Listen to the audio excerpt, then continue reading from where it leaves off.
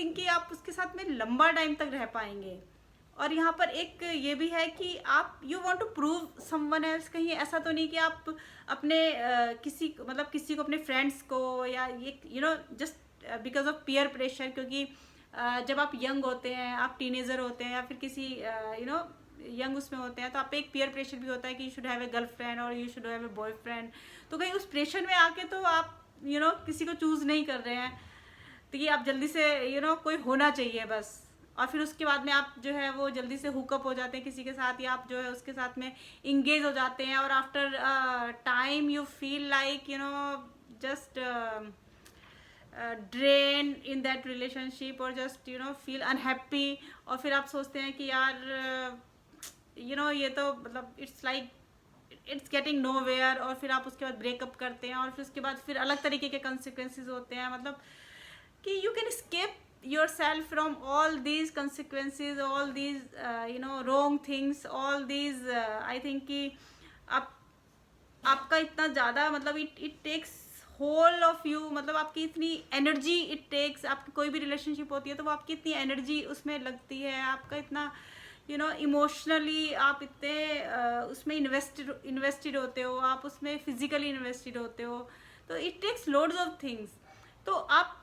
अपना इतना इन्वेस्टमेंट आप कर रहे हैं किसी चीज़ में, तो वो सही होना बहुत ज़रूरी है। तो इसके लिए आपको सही चीज़ों को चुनना, सही पार्टनर को चुनना बहुत ज़रूरी है। और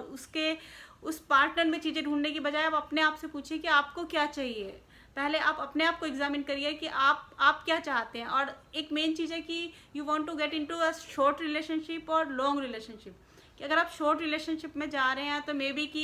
दैट अट्रैक्शन और दैट इन्फेचुरेशन ये थोड़े टाइम में वर्क करता है कि चलो आप किसी की तरफ फिजिकली अट्रैक्टेड हैं और you just want to get into only, you are looking for only physical relationship, तो ठीक है, इट्स ओके कि आप लंबा टाइम नहीं। लेकिन अगर आप लंबे टाइम के लिए आप किसी में किसी को आप लंबे टाइम के लिए देख रहे हैं कि वो आपके साथ रहे और एक रिलेशनशिप, एक बॉन्डिंग डेवलप हो, तो उसके लिए आप पहले ये देखिए कि उस पर्सन में वो चीज़ें हैं या नहीं है जो आप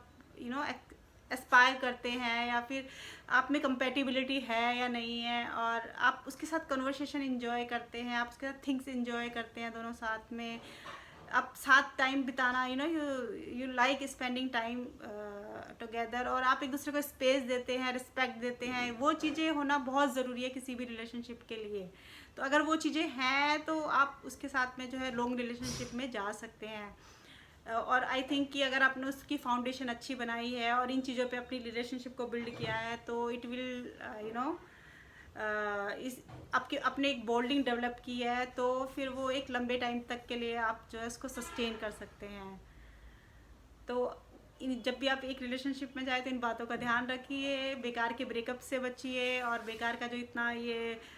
उसके रॉन्ग रिलेशनशिप में जाने के बाद जो उसका कंसिक्वेंसेस हैं, जो वो ड्रेनेज, जो वो आपको ड्रेन जो करता है, जो उसका जो इन्वेस्टमेंट है आपके